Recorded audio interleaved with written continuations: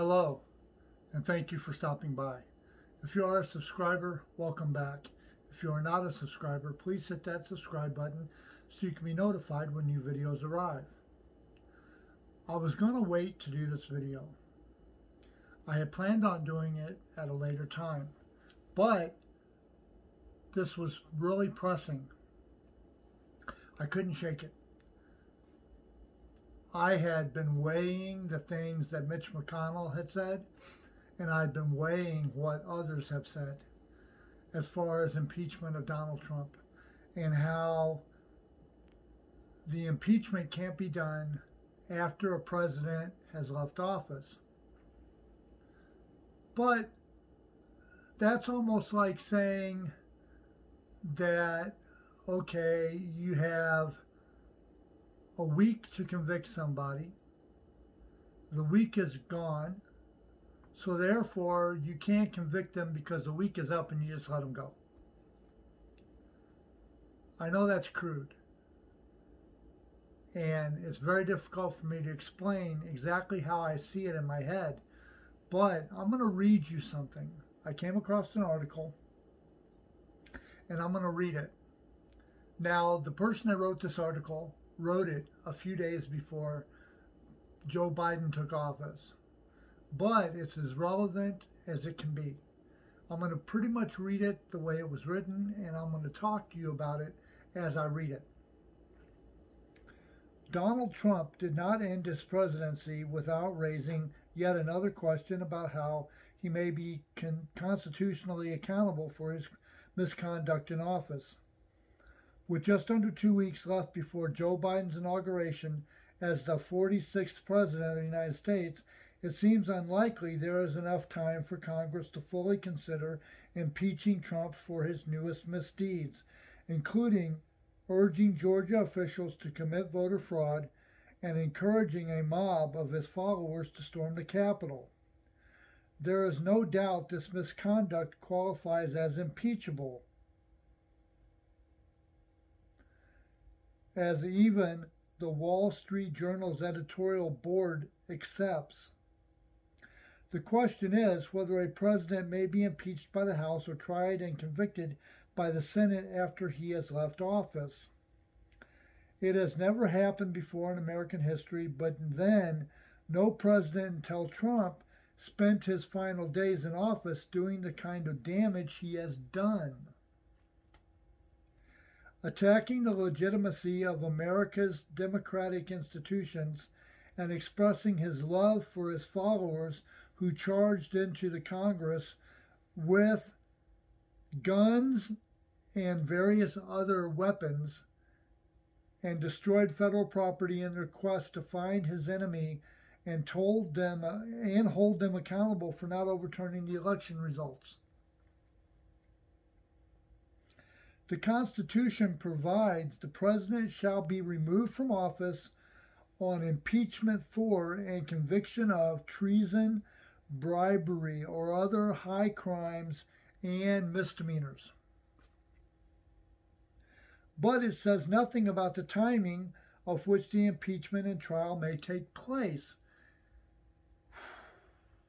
That omission makes sense, since presidents and any other impeachable officials could commit impeachable offenses at any time while they are in office, including in their last months or days in their position, which is very true.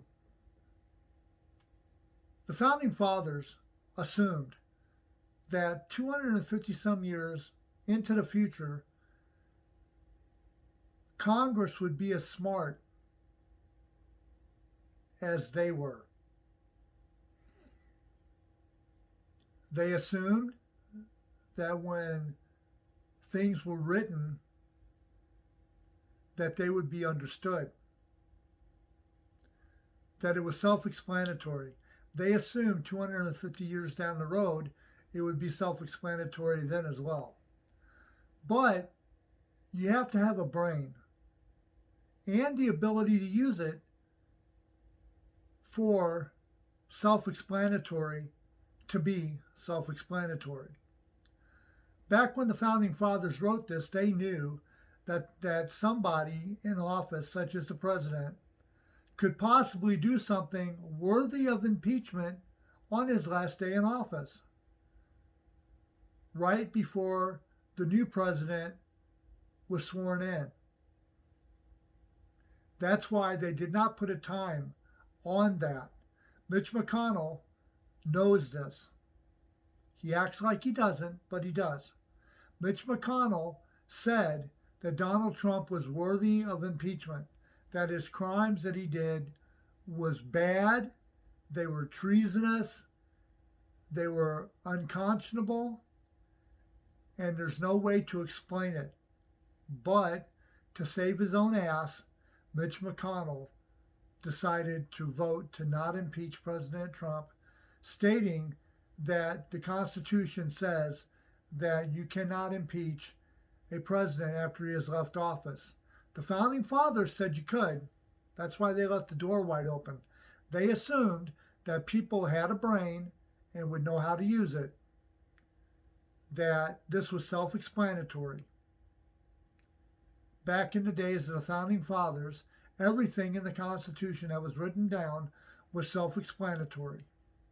It was written in such a way that it would be self-explanatory 500 years down the road, 1,000 years down the road, or as long as America was a country.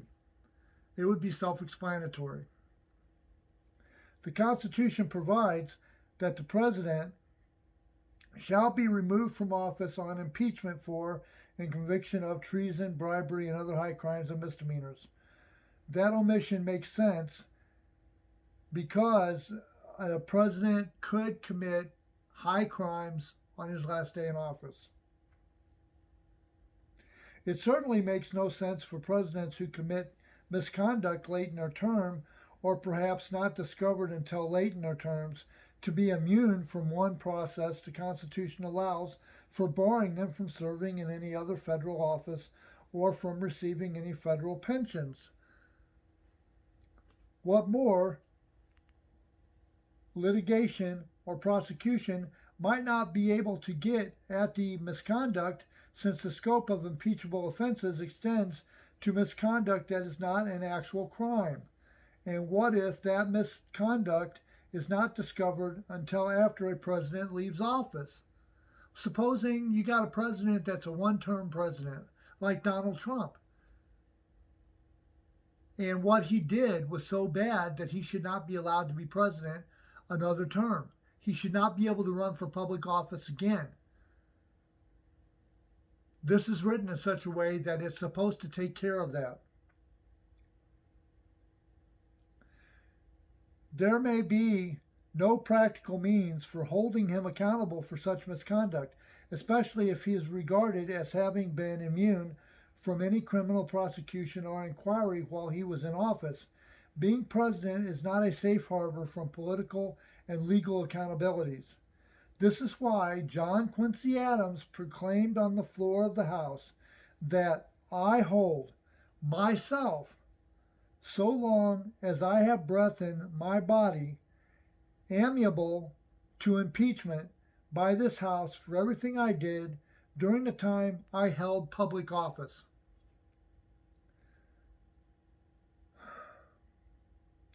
Adams' suggestion was that any impeachable official remain subject to that process well after they left office.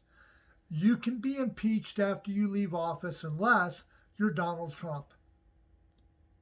If it had been President Obama, do you think they would have allowed him to escape? No. They would have went after him after he left office and got him impeached.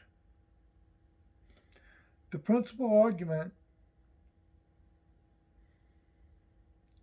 for this is that he left office.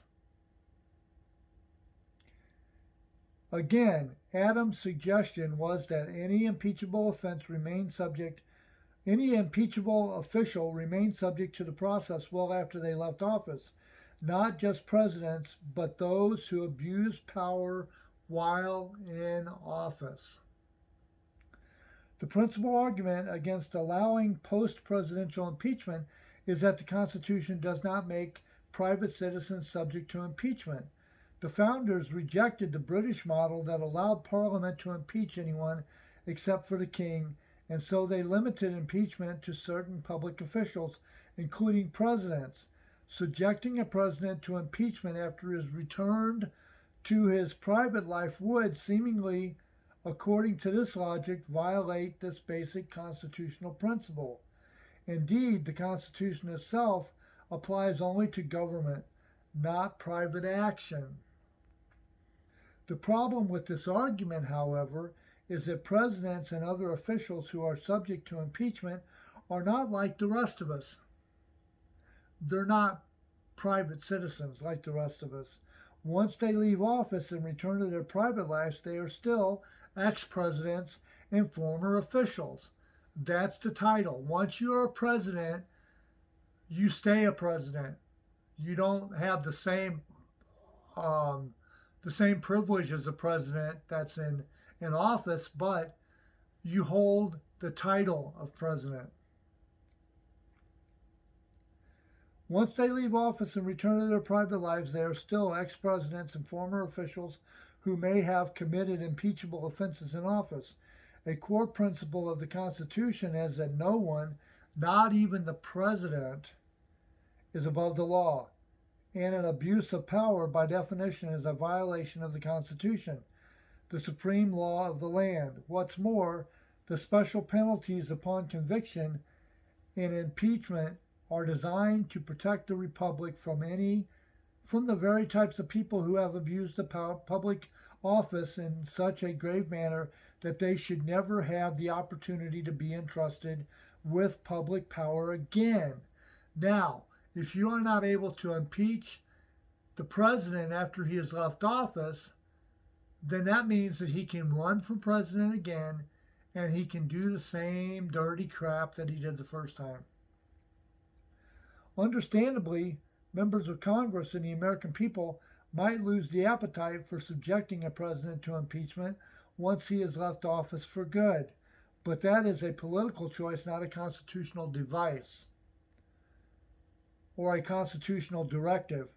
A president who leaves office and retains the potential to return someday should still be subject as well to the unique process set forth in the Constitution to sanction his abuse of his office.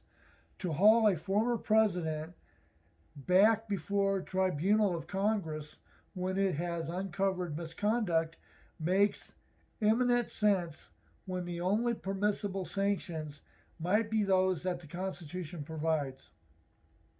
That misconduct invariably calls for a special remedy, and the Constitution provides that in disabling the president who has committed such misconduct of ever being able to run or serve as president again, or any other federal office, and continuing to benefit financially from his time as president. Presidents are not above the law, not when they are in office and not when they leave office. That kind of accountability comes with the job. A Donald Trump seems to want to badly. That kind of accountability comes with the job. A job Donald Trump seemed to want so badly that he's breaking the Constitution to try to keep it. So, a president can be impeached after he has left office. The Constitution does not say that he cannot. It says that he is to be held accountable for his actions. And what he did should be at least considered a misdemeanor. At the least. So, what do you think?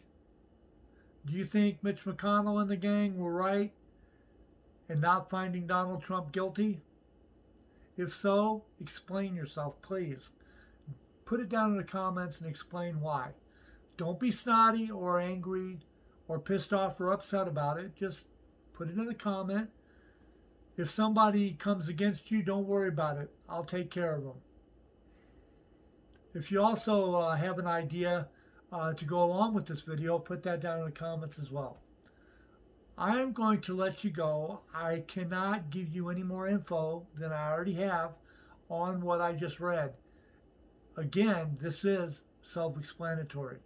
So, if you want to like my video and give me a thumbs up, please do so. If you want to subscribe, hit that subscribe button right down there. I'd greatly appreciate it. Until next time, I'm going to let you go on this note. Make tomorrow better than yesterday by doing the very best we can today. Have a good day, America, and all points beyond.